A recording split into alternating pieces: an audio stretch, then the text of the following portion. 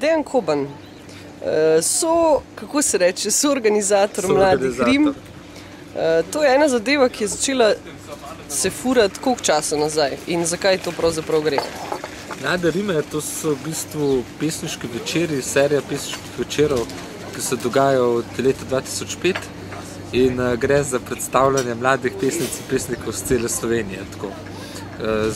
Gre predvsem za to, da se nekako ljudje imajo možnost kaj predstaviti, prebrati svojo poezijo pred publiko in zihar jih je več kot 50% prvič nastopili na tem odru sploh v svojem življenju. In če zdaj pogledaš na tisti čas, ko ste začeli z Mladimi Rimami in zdaj, ko se je že zvrstilo ene par takih dost pomembnih imen, kaj se je spremenilo, kakšna je razlika med prvim pesniškim večerom z naslovom Mlade Rime in zadnjim, recimo, ki je bil? Ja, jaz sem na prvem bil kot nekdo, ki bere, na drugem povrstjo, pa kot soorganizator pa na četrtem. In od takrat do zdaj se je spremenilo to, da je več ljudi, obiskovalcev, pa da slišiš recimo enega človeka že četrtič ali pa tretjič, poprečno, kakšni se ponavljajo, tako da malo spremljaš njegovo delo.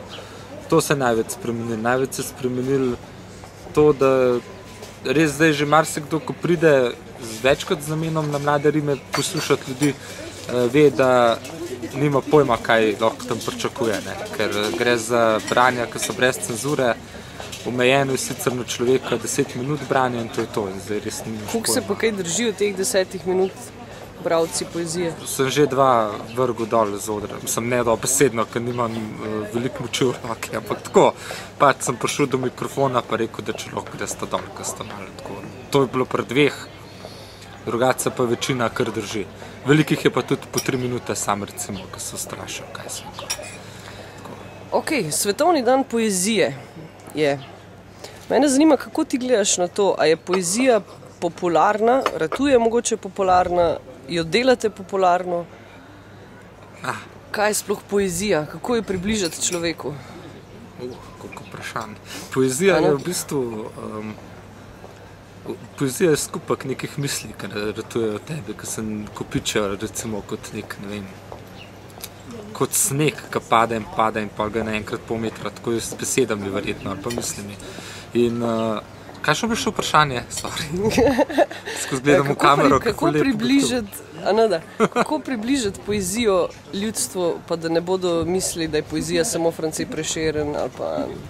Ja, to, biti na Metelkovi v enem takem klubu, recimo, kot je Men za prekoritev, da ni, mislim, iti s pristopom normalnim, kaj reči, živa, to je najbolj rock'n'roll pesniški večer, taki po Sloveniji, se malo hecati, ne biti strogo zategnjena,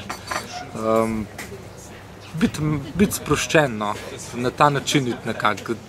Ne vem, za moje pojme poezija ni nekaj od ne vem kakšnih višav, bogov in ne vem koga poslana, ampak je pač pride iz človeka ven in tudi človeka nazaj gre, se pravi v gledalca.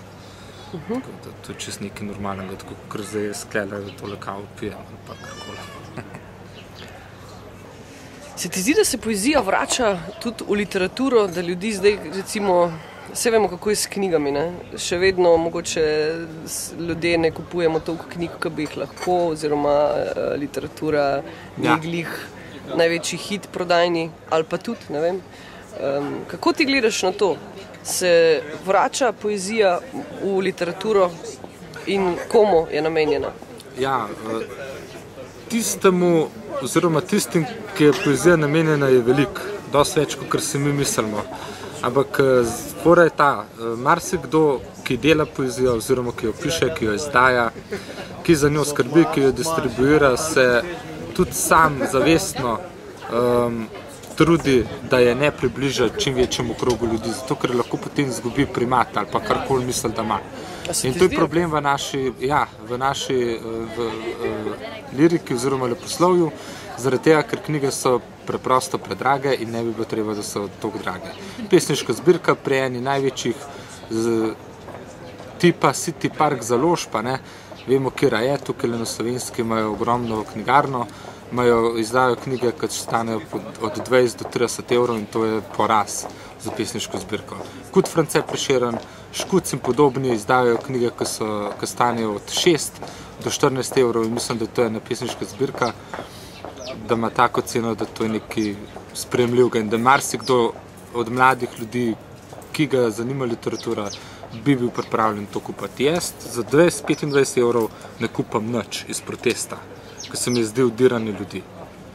Imaš kakšno idejo, kako bi se mogoče na kak drug način dal poezijo posredovati ljudem? Ja, po blogih, po internetu pač, potem po z grafiti, z letaki, tako kot včasih, ko so Osvobodilno fronto metali okrog, to se tudi da. Se da, pa s pesniškimi večeri, zbrani, z mešanjem DJ večera s poezijo in podobno. Se da, sam tole s knjigami pa res tako malo žalostno. Ker pri nas tudi, pri nas je tako, knjiga ni knjiga, če nima trdih platnic, pa bleščečih listov, pa ne vem kaj, zelo tudi konec koncev ekološko neozaveščeni so ti ljudje, pa še itak jih vse skupaj po vrsti samo profit zanima. In to profit s ne vem kakšnim ogromnim pejem, kaj lahko tudi kaj drugega. Ja. Nič, z nekaj besedami o poeziji. A zdaj pa tebe ali kaj? Ja, Poezija je kul. Tako. Je to kul? Yes.